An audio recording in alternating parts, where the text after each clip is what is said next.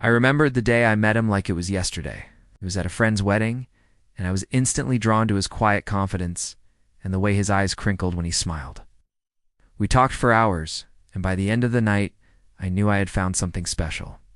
Our courtship was a whirlwind romance filled with laughter, late-night talks, and dreams for the future.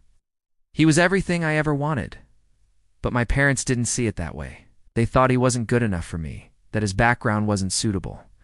Their disapproval was a constant cloud over our happiness. They tried everything to break us up, from stern lectures to outright threats of disowning me. It was painful, and it put a huge strain on our relationship. But I was stubborn. I believed in our love, and I fought for him, for us. I chose him over my family's approval, convinced that our love would conquer all. We got married in a small, simple ceremony. The first few years were blissful. We were a team, building a life together, proving everyone wrong. We bought a small house, adopted a dog, and started making plans to start a family. I poured everything I had into our marriage, into making our home a sanctuary of love and support. I thought we were unbreakable.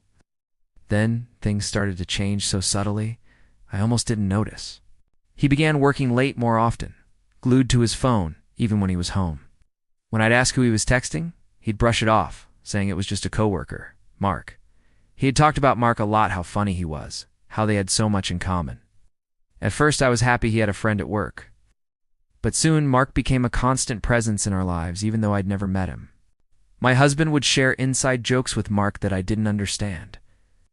He smiled at his phone in a way he had unsmiled at me in a long time. A knot of unease began to tighten in my stomach. I tried to talk to him about it, to tell him I felt like I was losing him to this person on his phone. He'd get defensive, accusing me of being jealous and insecure. He said it was just a friendship, that I was imagining things. He made me feel crazy for even bringing it up. So I tried to ignore it, telling myself he was right. I didn't want to be the nagging, suspicious wife.